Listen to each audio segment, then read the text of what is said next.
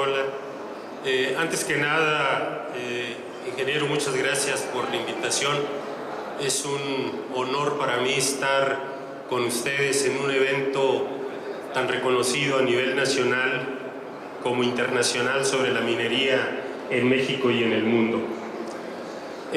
La idea de platicar con ustedes sobre la parte asociada con la energía en la industria minera cobra una relevancia más allá de lo normal de los años anteriores, derivado fundamentalmente de lo que es la reforma energética. La reforma energética, así como las otras reformas desarrolladas por este gobierno a principios de la administración, son un verdadero parteaguas en lo que a la forma de suministrar energía eléctrica se refiere.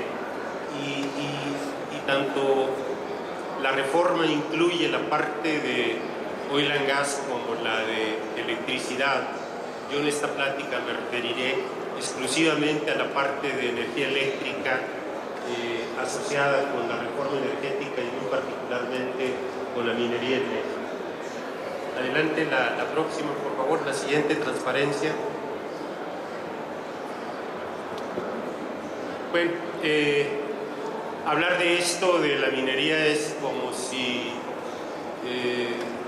yo quisiera enseñarle el Evangelio al Santo Padre, ¿no? Quienes saben de minería son ustedes, y evidentemente sí tengo que reconocer que la presencia de la minería en México data desde antes de la colonia, que es muy intensiva tanto en energía, y por energía me refiero tanto a combustibles como gas natural, gas LP, gasolina, diésel, combustóleo, etcétera, y por supuesto también a la energía eléctrica.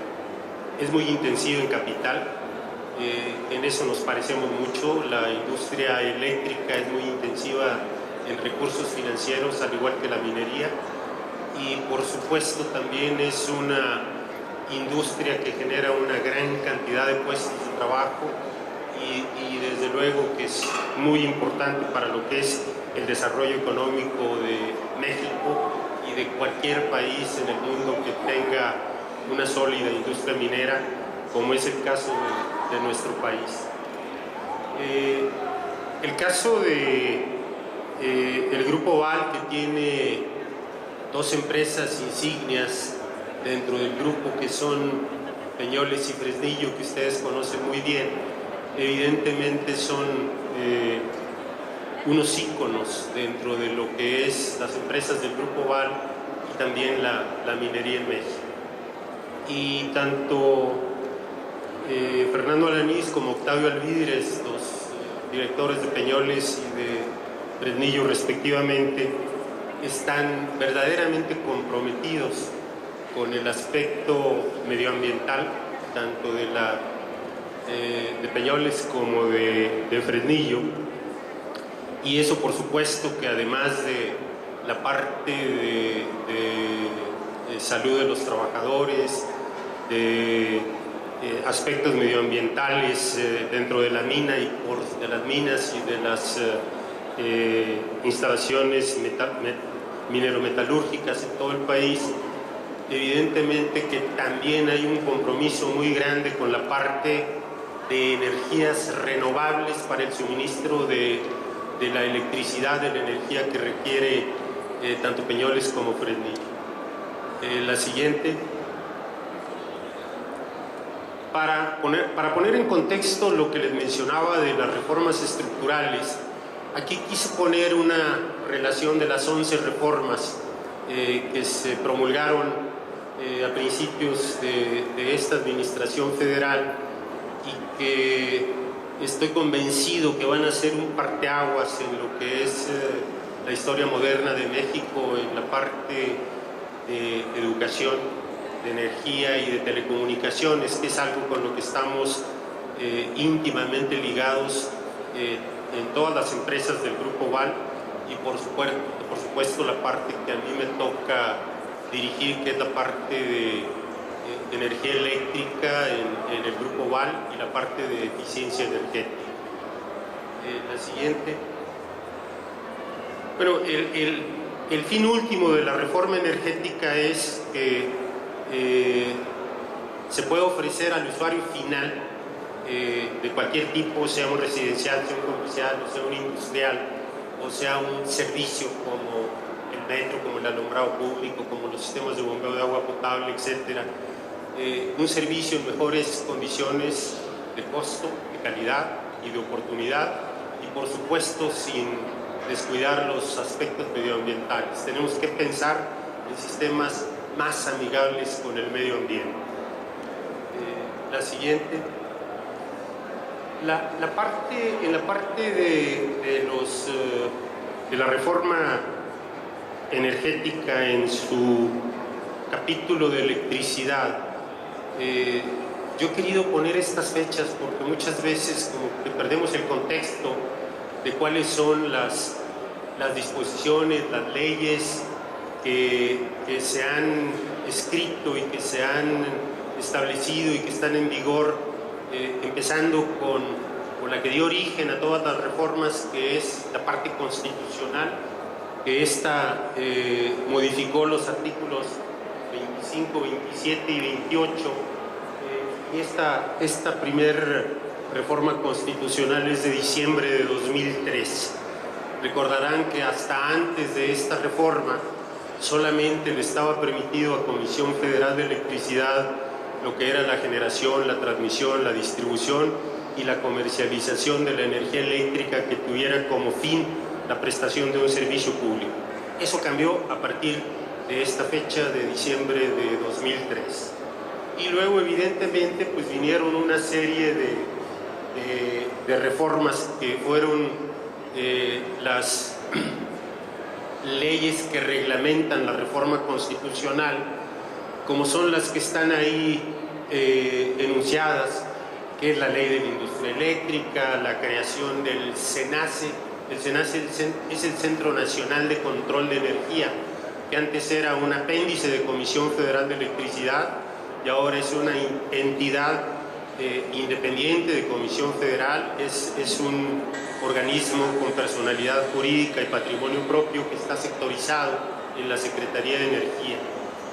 Y desde luego también hubo una ley muy importante, que es la Ley de Transición Energética, que es de diciembre del 2015. Y en esta Ley de Transición Energética se establecen compromisos muy importantes para el país en lo que se refiere al uso de energías renovables o de energías limpias. Y este compromiso lo asumió México y otros 192 países en una conferencia en París en diciembre del 2014.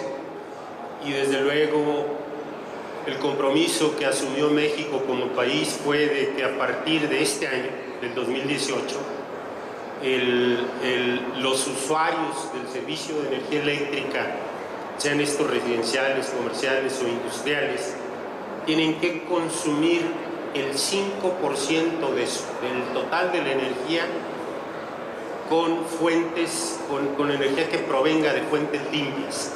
Ahorita vamos a ver cuáles son las fuentes limpias que reconoce esta ley de transición energética como fuentes limpias, que son evidentemente las renovables, como la solar, la eólica, la hidroelectricidad, la geotermia, el biogás, la biomasa y la nucleoelectricidad, y también los sistemas de cogeneración eficiente, que los vamos a ver un poquito más adelante. Obviamente, para que se pudiera manejar un mercado como tal, un mercado eléctrico como tal, Comisión Federal se tuvo que desdoblar en varias empresas.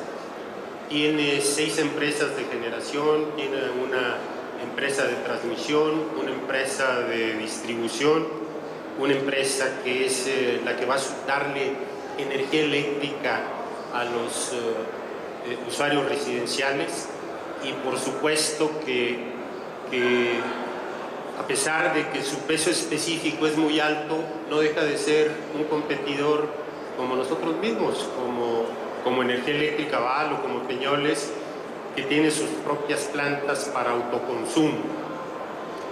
De hecho, vale la pena mencionar que Peñoles o Grupo Val tiene de los 400 megawatts que consumen tanto Peñoles como Fresnillo, 280 provienen de un parque eólico en Coahuila que está operando desde abril del año pasado, y un parque eólico de 80 megawatts en el Istmo de Tehuantepec que está operando desde hace 9 años. Evidentemente que para estimular la producción de energías renovables se ideó un mecanismo que se llaman certificados de energías limpias.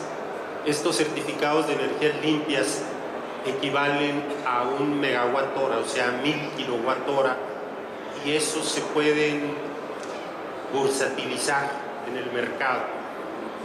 Si, por ejemplo, una empresa X no tiene el 5% de la energía que va a consumir en el 2018 proveniente de fuentes limpias, como las que ya les mencioné, se va a ver obligado a comprar en el mercado esos certificados de energías limpias, y que deben de andar costando del orden de $18 cada megawatt hora. Entonces eso va a ser un estímulo para el desarrollo de energías limpias. Evidentemente, con la innovación tecnológica que ha habido en los años recientes, tanto en paneles solares como en generadores eólicos, los precios de la energía renovable se han visto disminuidos en una forma verdaderamente dramática. Para darles una idea, el precio de los paneles solares ha caído en los últimos 10 años en un 85%. Ya definitivamente la energía solar fotovoltaica y la energía eólica es más barata que la fuente de energía convencional de un ciclo combinado o de una cogeneración. Evidentemente tiene un detallito que vamos a ver más adelante de la intermitencia de esas fuentes de energía renovables, porque definitivamente el sol tiene la cochina costumbre de meterse en la noche, y el viento pues no lo tenemos presente todo el tiempo. Sin embargo, tanto las instalaciones de Fresnillo como de Peñoles, pues esas sí funcionan 24%. Y entonces esa intermitencia hace que, si no se diseñen mecanismos de respaldo a base de sistemas de almacenamiento de baterías, sistemas de almacenamiento de energía, que pueden ser a base de baterías, o que pueden ser a base de estaciones de rebombeo, o que pueden ser mecánicos como aire comprimido o como volantes de inercia. Evidentemente que eso hará que las fuentes renovables de energía no sean tan confiables como debieran de ser. Hoy por hoy el sistema eléctrico nacional puede seguir asimilando fuentes de energía renovable a pesar de su intermitencia, pero va a llegar un límite que ahora, hoy por hoy, en este momento, la demanda es del orden de los 40.000 megawatts, y la demanda, la parte asociada con renovables intermitentes, es del orden de 6.000. Cuando lleguemos a 12.000 megawatts de renovables intermitentes, estoy seguro que Comisión Federal o el Centro Nacional de Control de Energía nos va a decir a nosotros, a los desarrolladores de este tipo de proyectos: oye, por cada megawatt que instales en un panel solar o en un generador eólico, me vas a tener que instalar 1/3 o 1/4 de megawatt en un sistema de almacenamiento de energía. Y allí los números en cuanto a inversión van a ser un poquito más reales. Hoy por hoy los números favorecen en una forma muy importante a las energías renovables, porque evidentemente la inversión es menor en un parque solar fotovoltaico y en una planta eólica que en una central de ciclo combinado a base de turbinas de gas y de turbinas de vapor o de una cogeneración. La siguiente. Bueno, ahí vienen cuáles son los roles de la CENER. La CENER fue quien hizo todas las reformas, quien escribió todas las leyes y los reglamentos. Siempre tiene uno amigos o conocidos que son medio vagos y yo no soy la excepción. Yo tengo un amigo que es muy vago y que se puso a contar las hojas de lo que se ha escrito en términos de la reforma energética, y creo que se hartó cuando iba en 1.450.000 cuartillas de lo que se ha escrito tanto en la parte de petróleo y gas como en la parte de electricidad. Con esto lo único que les quiero decir es que estamos aprendiendo a jugar un juego nuevo. Hagan de cuenta, un mercado de electricidad en tiempo real, y va a ser un mercado spot, que ahorita les voy a comentar un poco más adelante cómo va a funcionar el mercado spot y cómo van a ser las transacciones que se tienen que hacer y que de hecho ya se están haciendo en el mercado spot, y en donde la parte que ustedes manejan con mucha facilidad de la innovación en toda la industria minera, nosotros tampoco nos podemos sustraer de eso. Tenemos que innovar permanentemente para saber cuáles son las mejores opciones para generar electricidad, y así como ustedes tienen que buscar cuáles son los sitios óptimos para desarrollos mineros, nosotros también tenemos que desarrollar los sitios óptimos para la instalación de centrales eólicas, de parques solares fotovoltaicos o inclusive de centrales de ciclo combinado o cogeneraciones, en función de la infraestructura que requieren este tipo de instalaciones, como son agua, caminos, gas, presencia de manifestaciones eólicas o radiación solar. Que no les quepa la menor duda, la innovación va a tener que ser una parte permanente de nuestra forma de ser para el desarrollo óptimo de nuestras funciones. Evidentemente la CRE es la que se encarga de otorgar los permisos para generar energía eléctrica, y la que se encarga de sancionar a quienes incumplen con los compromisos que han asumido. El Centro Nacional de Control de Energía, que como les decía era un apéndice de Comisión Federal de Electricidad, ahora ya es un ente autónomo dependiente de CENER, que tiene como función el operar el sistema eléctrico nacional, y cuando hablo del sistema eléctrico hablo de las grandes líneas de 400.000 volts, de 230.000 volts, y hasta de 115.000 y 69.000 volts. Y además de esa función tan importante, el SENACE decide quiénes son las plantas que van a generar electricidad, y lo hace en riguroso orden de mérito. ¿Qué quiere decir esto? Que la planta más eficiente, la que tiene los menores costos de generación en términos de pesos por kilowatt hora generado, es la que despacha primero.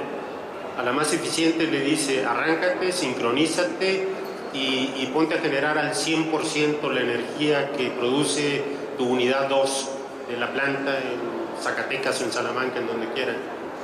Y luego lo va haciendo así en orden decreciente de eficiencias hasta que llega a la menos eficiente, y a lo mejor a esa ya no le tocó despachar porque ya no hay demanda, ya se agotó. Entonces el nombre del juego es que las plantas que uno opere y diseñe y construya y financie sean lo más eficientes posibles para que sean despachables por parte del Centro Nacional de Control de Energía. Evidentemente, mientras más frecuentemente despachan a una planta, va a operar en condiciones de eficiencia más elevadas, y en el caso de los ciclos combinados o de las cogeneraciones, los costos por concepto de combustible, que dicho sea de paso son los más altos, se reducen considerablemente cuando están operando a plena carga 24 horas diarias, 7 días a la semana. Y esa es la función del Centro Nacional de Control de Energía. Ahora, los usuarios, también la ley establece que un usuario calificado es aquel que tiene una demanda superior a 1 megawatt y que se registra como tal ante la Comisión Reguladora de Energía. Ese usuario calificado va a poder contratar a un comercializador que se llama suministrador de servicios calificados y le puede decir a ese suministrador de servicios calificados: oye, ¿sabes qué? Se me hace que la energía de la CFE es muy cara, consígueme una oferta de energía en otra parte que sea mejor que la de CFE. Y ese usuario calificado, si cumple con un requisito adicional de tener, en vez de 1 megawatt de demanda, de tener 5 megawatts de demanda y de tener un consumo de 20 gigawatt horas por lo menos en un año, puede registrarse como un usuario calificado participante del mercado. ¿Qué quiere decir? Que él puede ir sin el intermediario, sin el trader de energía, puede ir directamente con el generador y decirle: oye, yo soy un usuario calificado, participante del mercado, quiero que me vendas energía, hazme una oferta. Eso evidentemente no está tan fácil, porque a lo mejor yo la planta la tengo en Coahuila y la carga la tengo en Hermosillo, y le tengo que decir a Comisión Federal: oye, yo soy un generador y le voy a vender energía a un cliente que tengo en Hermosillo, entonces voy a subir la energía que yo genero a tu red de 230,000 volts o de 400,000 volts y quiero que me la lleves a Hermosillo. Evidentemente eso es virtual, porque en la realidad no sucede así, sino que es un swap de energía. Pero Comisión dice: espérame, tú estás usando una infraestructura que a mí me costó, que son mis subestaciones y mis líneas, y te voy a cobrar por ese servicio, y le llaman porteo. Con la ley anterior el porteo era un valor muy conocido, muy barato, y que tenía como fin estimular el desarrollo de fuentes renovables de energía, y se logró. Sin embargo, ahora Comisión dijo: no, espérame, estoy perdiendo dinero con eso, y ahora ya hizo un poquito más elaborado el procedimiento para transportar energía desde el punto de generación hasta el punto de consumo. Y dice: bueno, yo quiero saber, dice Comisión, yo te voy a dar una herramienta que es una aplicación que la tiene uno en el celular, en donde dice a cuánto pago la energía en Torreón, por ejemplo, y a cuánto la pago en Hermosillo. Entonces, si tú me inyectas en Torreón y me consumes en Hermosillo, vamos a ver esa diferencia, y la diferencia entre esos precios de los nodos eléctricos, que así se conocen, que les digo, de Torreón y Hermosillo, eso es lo que se va a pagar como porteo. Y el SENACE nos da una aplicación que la trae uno en el celular, en donde de los 2.400 nodos que hay en toda la República, te dicen cuánto vale la energía eléctrica de las 0 horas a las 24 horas de mañana. Y esa información va a desaparecer mañana y se va a sustituir por la del día siguiente.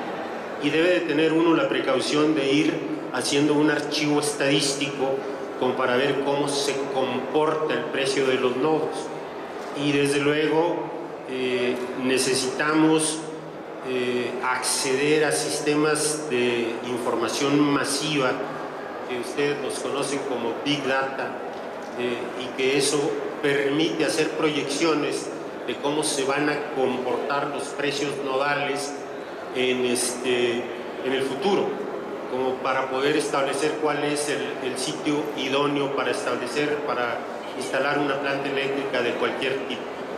Y evidentemente pues no hay solamente proyecciones inerciales o estadísticas, sino hay casos puntuales, que por ejemplo en la inauguración del Mundial pues la demanda se va a ir para arriba en todo el mundo, ¿no?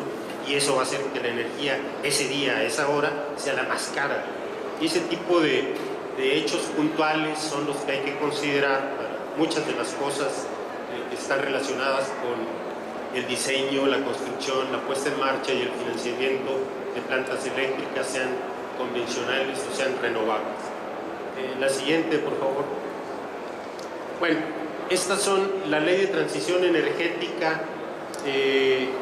Establece que las fuentes de energía limpia son estas: la eólica, la solar fotovoltaica y térmica, la hidráulica, la nuclear, la biomasa y el biogás, la geotérmica, la oceánica y la cogeneración eficiente. Aquí vale la pena aclarar, a ustedes les puede llamar la atención, bueno, ¿por qué se considera energía limpia la proveniente de la biomasa, que es la quema del bagazo de caña, por ejemplo, de los ingenios azucareros? azucareros, o del biogás, que es lo que se obtiene del relleno sanitario, de un relleno sanitario, y que es la descomposición de la materia orgánica que se convierte en metano, y el quemar ese metano para producir electricidad se considera como energía limpia. Ustedes dicen, no, espérate, pues vas a quemar el metano y lo transformas en CO2. Pues sí, sí es cierto, ¿no? Y el CO2 es un gas de efecto invernadero. La verdad es que la legislación mexicana y la de otros dos países en el mundo, que son Alemania y España, tienen esa única consideración de que el biogás que está en un relleno sanitario, si no se aprovecha y se quema en un motor de combustión interna para producir electricidad y se transforma en CO2, ese biogás se va a la atmósfera, y ese biogás es metano, y el metano es 21 veces más nocivo como gas de efecto invernadero que el CO2, y con la gran desventaja que el metano, ya una vez que lo liberamos a la atmósfera, ya no se puede hacer nada. El CO2, cuando se libera a la atmósfera, se puede mitigar con vegetación por fotosíntesis y transformarlo en oxígeno. Entonces, esa es la explicación de por qué se considera energía limpia la que proviene de la quema de bagazo de caña o de un biodiesel, o la que proviene de la quema del biogás que se obtiene de la descomposición de la materia orgánica contenida en la basura. La siguiente. Bueno, la energía eólica es un aprovechamiento de la energía cinética del viento para producir energía eléctrica. Ese movimiento es un movimiento que las manifestaciones eólicas más importantes las tenemos en Oaxaca, en Tamaulipas, en Nuevo León, en Coahuila y en la península de Baja California. Yo trabajé muchísimos años en Comisión Federal de Electricidad y uno de los principales dolores de cabeza era la parte de la energía eléctrica en la península de Baja California, sobre todo en Mexicali, por el efecto del calor. Y yo tenía que ir como parte de mi función a revisar todos los sistemas de facturación en Mexicali, y teníamos que empezar a las 6 de la mañana y a las 2 de la tarde, cuando ya estábamos a 48 grados y que había que ir a una subestación. Me decía alguno de los ingenieros, vete ingeniero, vamos a echarnos una Tecate porque ahí viene el Coromuel, ¿no? Y les dije, bueno, pues está bien lo de la Tecate, ¿no? Y ya después de la segunda Tecate le decía, ¿qué es el Coromuelo? Y nadie sabía decirme, hasta que un cuate me dijo, un señor ya grande me dijo, no, pues el Coromuel es el viento que sopla del mar hacia tierra adentro y que levanta polvo y es muy molesto, pues mejor nos metemos aquí a echar una Tecate. Y pues está bien. Y les dije, ¿por qué se llama Coromuel? Y nadie me supo decir, hasta que otro señor más viejito me dijo, no, pues es que había un pirata que se llamaba Coromuel que asaltaba las poblaciones ribereñas, y era el tal Cromwell, ¿no? Y el tal Cromwell pues vivió en los 1600, 1700. ¿Qué quiere decir? Que la manifestación eólica en la península de Baja California tiene más de 400 años. Y lo mismo sucede en Oaxaca. Y ahora los nuevos diseños de turbinas eólicas, las turbinas eólicas se han ido yendo hacia arriba, y las dimensiones de las aspas cada día son mayores. El parque eólico que acabamos de terminar en Coahuila, en la carretera que va de Saltillo a Torreón, ahí en un ejido que se llama Hipólito, en el municipio de General Cepeda, las aspas miden 56 metros de largo. Bueno, esa ya les digo, está operando desde abril del año pasado, y ahorita estamos empezando otra en Tamaulipas, que es 50% más grande, es de 306 megawatts, la de Coahuila es de 200, pero las aspas son de 88 metros, las puras aspas. Si ustedes imaginan la maniobra de ingeniería para transportar esas aspas desde Altamira, que es por donde llegan por barco, hasta Tampico o Yera, que es cerca de Victoria, o Coahuila, cerca de Saltillo, es un cohete. Hay que hacer vados, hay que hacer puentes, hay que hacer muchas cosas, hay que es una verdadera obra de ingeniería el simple transporte de las patas. Y el montaje no se diga, son verdaderamente trabajos muy interesantes, trabajos en donde les quiero reiterar, quiero hacer mucho énfasis en la parte de la innovación. Tenemos que estar en permanente innovación, porque si no, no la vamos a hacer, no vamos a poder cumplir nuestros costos. En México, les decía, tenemos 4.000 megawatts de capacidad eólica instalada en operación, pero está creciendo a un ritmo muy rápido. Esa potencia instalada en parques eólicos y la parte solar fotovoltaica también está creciendo en una forma muy rápida. Y aquí les repetía lo de, les hablaba hace un momento de la intermitencia de estas fuentes renovables. Van a ser necesarios estos sistemas de almacenamiento de energía que definitivamente constituyen un verdadero reto desde el punto de vista tecnológico, pero es algo que vamos a tener que hacer muy pronto. La que sigue. Ahora, la parte de la energía fotovoltaica, que no es más que el aprovechar los fotones que inciden en un material semiconductor como es el silicio, y que estos desprenden electrones de la molécula del silicio, y esos electrones, al desprenderse, forman una reacción en cadena y hacen que se produzca la energía eléctrica, un flujo de corriente eléctrica que desde luego es corriente continua, que se tiene que transformar a través de electrónica de potencia, a través de inversores en corriente alterna para poderse sincronizar con la red de Comisión Federal de Electricidad. Estos costos, como les decía, han venido cayendo en forma dramática y desde luego que tenemos que ser muy sensibles en el sentido de que evidentemente la Secretaría de Energía presume mucho los precios que ha logrado en las subastas, que ha logrado precios de 1.7 centavos de dólar por kilowatt hora en parques solares, pero no dice que eso es en el sitio en donde se produce, ¿no? Se acaba de terminar uno por parte de Enel, una firma italiana, cerca de Peñoles en Torreón, ahí por Paila, por la laguna de Mairán, y desde luego que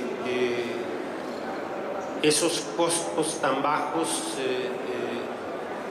hacen que cuando uno quiere venderle energía a un cliente, ¿por qué? Porque te sobró energía y tú dices, bueno, pues te la vendo a 4 centavos de dólar el kilowatt hora, te dicen, no, espérame, pues Comisión la está comprando a 1.7, me están queriendo cobrar más del doble. Pero lo que Comisión no dice, o la CENER no dice, es que es ahí en ese sitio y que no está considerado el precio del cargo por capacidad, porque la parte de las renovables ofrecen energía más no potencia, y desde luego el cargo que hay que pagarle al comercializador de energía no está considerado, y el transporte de la energía que les mencionaba tampoco. Entonces eso hace que el desarrollo del mercado como tal se esté viendo un poquito más lento, hasta que la gente no se convenza de que pues esos costos que anuncia la CENER son una parte del costo, no el total del costo en que tiene que incurrir un usuario para hacer llegar la energía eléctrica hasta sus instalaciones. La siguiente, la parte de la hidroelectricidad, que también es una fuente de energía limpia. De esto hay poco que decir, porque esta es una tecnología que conocemos desde hace más de 100 años. Vale la pena destacar que la central hidroeléctrica de Necaxa, la unidad número 1, se sincronizó, se puso en marcha en 1903 y todavía está funcionando. Vale la pena comentar. La siguiente. Bueno, esta parte de la cogeneración eficiente también es una parte importante, porque la cogeneración eficiente lo que busca es cómo optimizar la energía que está contenida en un combustible, y hablemos del gas natural, que es el combustible más usado en este tipo de centrales de ciclo combinado o de cogeneraciones eficientes. Cuando tenemos una turbina de gas y le inyectamos gas por un lado, y con ese gas hacemos girar la turbina, y al eje de la turbina está acoplado el generador, y con eso producimos energía eléctrica, los gases de escape se descargan a la atmósfera, y eso se conoce como un ciclo abierto. Pero esos ciclos abiertos tienen eficiencias muy bajas, porque la temperatura de los gases de escape en una turbina de gas es del orden de los 600 grados centígrados, y el flujo másico en términos de kilogramos por segundo es del orden de 150 kilos por segundo de gases producto de la combustión. Y si eso los liberamos a la atmósfera, es como si estuviéramos tirando dinero a la basura. Entonces, un ciclo combinado lo que hace es aprovechar el calor de los gases de escape, y esos se meten en una caldera de recuperación de calor, en donde se transfiere ese calor al agua que está dentro de la caldera y se vuelve vapor. Y ese vapor se utiliza para generar energía eléctrica en una turbina de vapor, pero ya sin costo de combustible. Con esto ya las eficiencias suben de 35 o 40% hasta un 60%.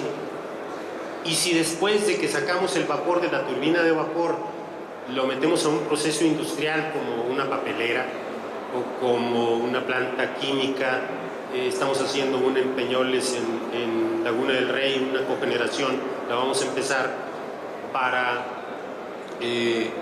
darle las 110 toneladas por hora de vapor que requiere esa instalación industrial, aprovechando los gases de escape de una turbina de gas que vamos a instalar.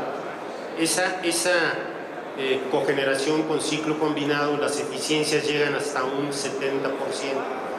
Y luego todavía hay otra aplicación, que si el vapor ya de muy baja calidad o inclusive agua caliente la podemos aprovechar en un enfriador por absorción y podemos generar aire acondicionado, a eso se le llama trigeneración, y esas eficiencias pueden llegar hasta el 85%. En el caso de esta cogeneración en Peñoles que les comento que estamos iniciando, la eficiencia total del sistema va a ser de un 85%. ¿Qué quiere decir?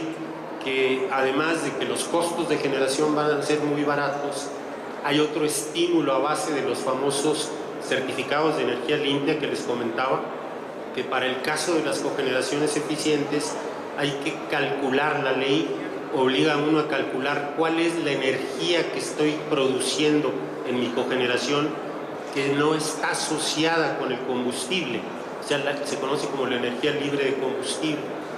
Y si yo calculo de acuerdo con la metodología que da la CRE qué porcentaje del 100% de la energía es libre de combustible, ese valor me lo vuelven certificados de energía limpia, que los puedo usar para acreditar mis consumos o los puedo vender si es que me sobra. Entonces, esta es la parte de la cogeneración eficiente. La siguiente. Bueno, otra parte que es muy importante es la de los gasoductos virtuales.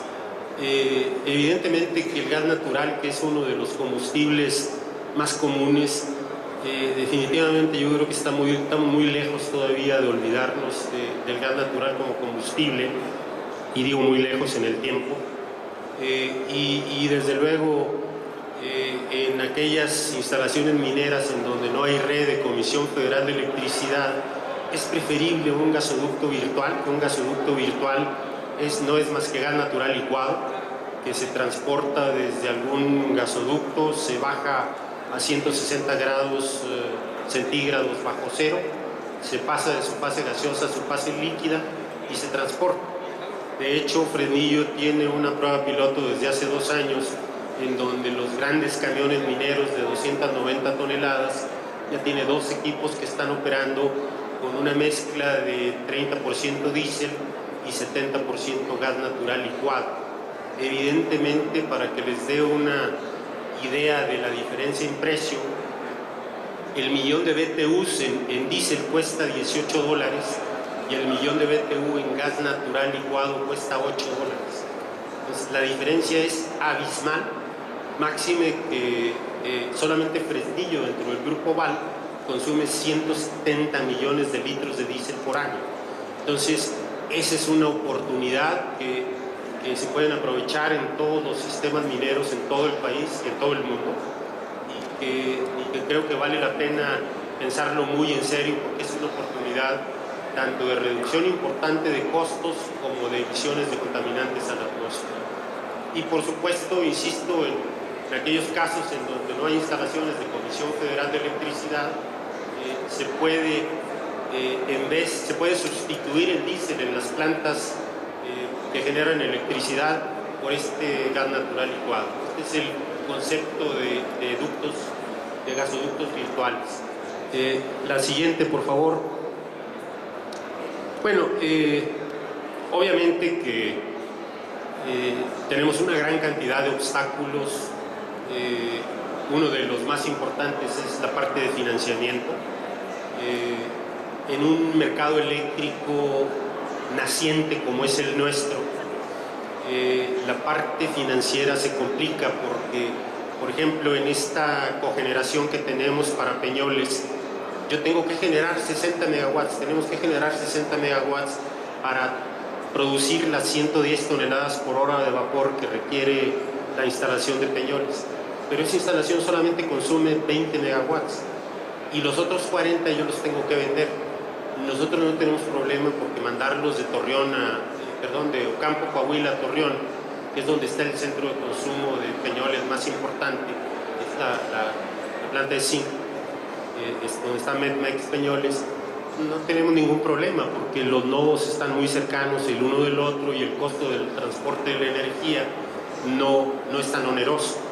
Pero si ese no fuera el caso, yo tendría que venderle al mercado, ¿no? Y a la hora que le digo al banco, oye, tengo esta instalación de 60 megawatts, tengo un contrato para venderle vapor a Peñoles y tengo un contrato para venderle 20 de los 60 a Peñoles.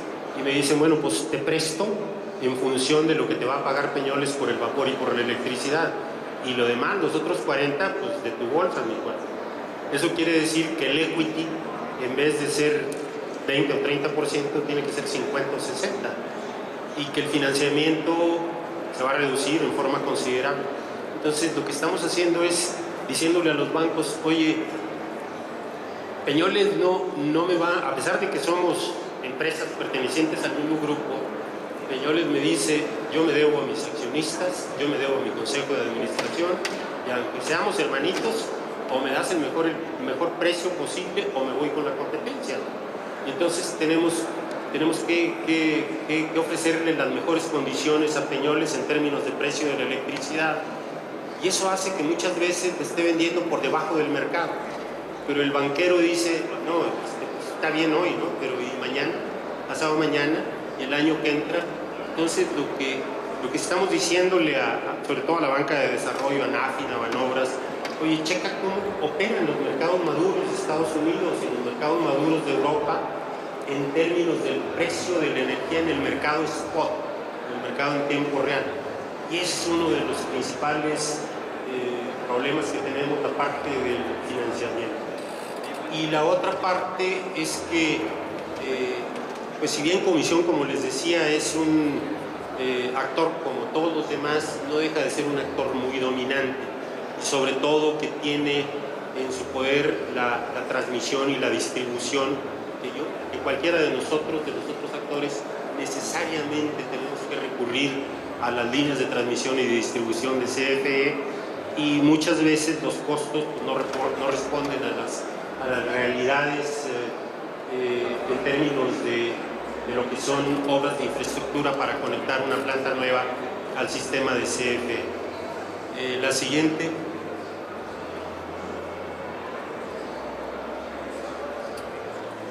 Hay otro concepto de garantías financieras que también Comisión Federal dice, o el SENACE dice, oye, tú me dices que vas a hacer una planta eólica en Tamaulipas y que te vas a conectar a mi sistema y que le vas a inyectar a mi sistema 300 megawatts. ok, yo lo voy a considerar en mi modelo de planeación, pero ¿sabes qué? Si tú no entras, si no estás a tiempo por cualquier causa, a mí vas a meter en un lío de los diablos, ¿no? Porque yo considero que tú vas a inyectarle 300 megawatts a mi sistema y yo voy a dejar de hacer algo porque cuento con esa energía. Si esa energía de pronto yo no la tengo en la fecha en que tú te comprometiste, pues, ¿qué crees, mi cuate? Te voy a hacer efectivo una garantía. Y son garantías muy importantes. Entonces, ese tipo de garantías no dejan de ser también un costo. Y les decía, la verdad es que todos a nivel del sector energético de este país estamos aprendiendo a jugar un juego nuevo, ¿no? Antes vivíamos una empresa verticalmente integrada, un monopolio verticalmente integrado, y que las eficiencias dejaban mucho que desear, y ahora estamos aprendiendo a ser más eficientes, por consecuencia tener mejores costos en lo que es la generación, la transmisión y la distribución de la energía eléctrica. Ese era todo lo que les quería comentar, y si tienen alguna duda o alguna pregunta, con todo gusto, estoy aquí a sus órdenes. Adelante, si alguien tiene una duda, un aplauso, así es, un aplauso. Muchísimas gracias al ingeniero Jorge. ¿Alguna pregunta? Si alguien tiene, levantando la mano, yo paso a su lugar.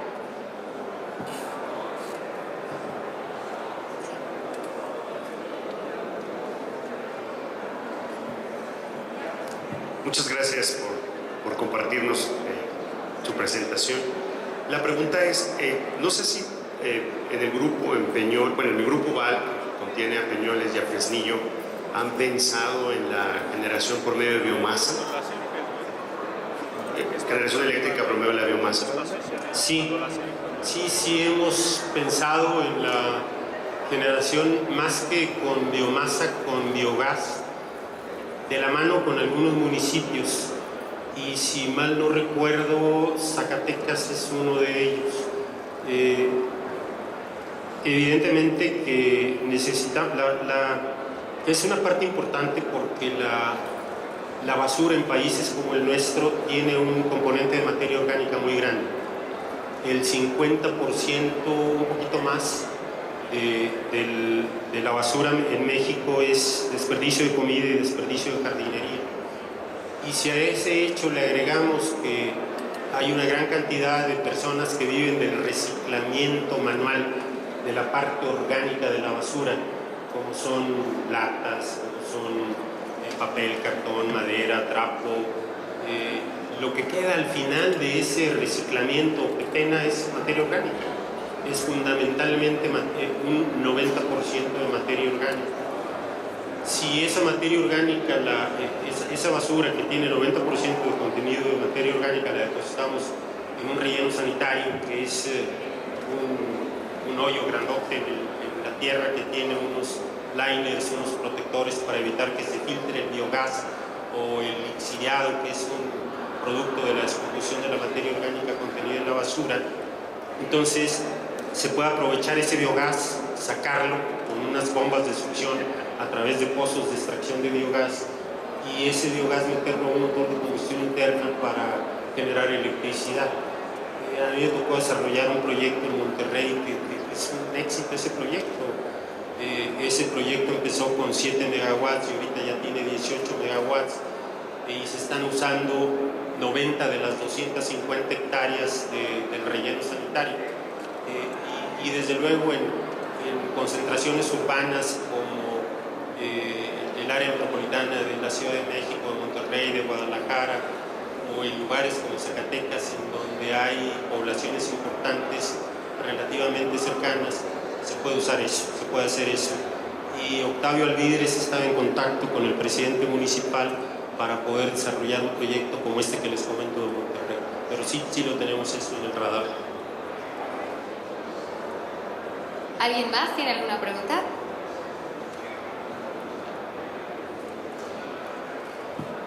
Bueno, quisiera preguntar si tienen planes de dejar de utilizar la termoeléctrica de Peñoles que está en el estado de San Luis Potosí. La termoeléctrica, bueno, esa termoeléctrica se va a acabar En el 2024 se termina el contrato de suministro de coque de petróleo por parte de Petróleos Mexicanos y en el 2027 se termina el contrato de interconexión con Comisión Federal de Electricidad. Entonces, evidentemente que estamos pensando seriamente en cómo reponer esa energía, porque al no contar con coque de petróleo, pensar en importar coque de petróleo con un costo muchísimo más elevado, tanto en lo que es en sí la materia prima como el flete. Ahorita el coque de petróleo se lleva de Cadereyta y de Altamira a Tamuín, y los fletes son relativamente bajos, y sobre todo lo que es más bajo es el costo en sí del coque de petróleo. Hemos pensado en cambiar por carbón, pero el carbón que tenemos en la cuenca carbonífera de Coahuila tiene un contenido de cenizas muy alto, y entonces habría que pensar en importar carbón de las montañas rocallosas o de Medellín o de alguna otra parte, con el consecuente incremento en el costo del flete, y pensar en hacer un ciclo combinado en un sitio como Tamuín. Pues hay que construir un gasoducto de 120 kilómetros desde Tamazunchale hasta Tamuín, y creo que difícilmente lo podría aguantar el proyecto, la construcción de ese gasoducto. Entonces sí, definitivamente eso se va a acabar, pero porque se van a vencer los contratos tanto de suministro de coque como el contrato de interconexión con CFE, y estamos pensando en reponer con un parque eólico, con un ciclo combinado o con otra cogeneración, pero sí vamos a tener que reponer esos 220 megawatts de la TEP.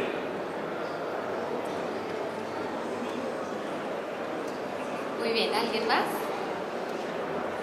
Bueno, le damos un aplauso nuevamente al ingeniero. Gracias.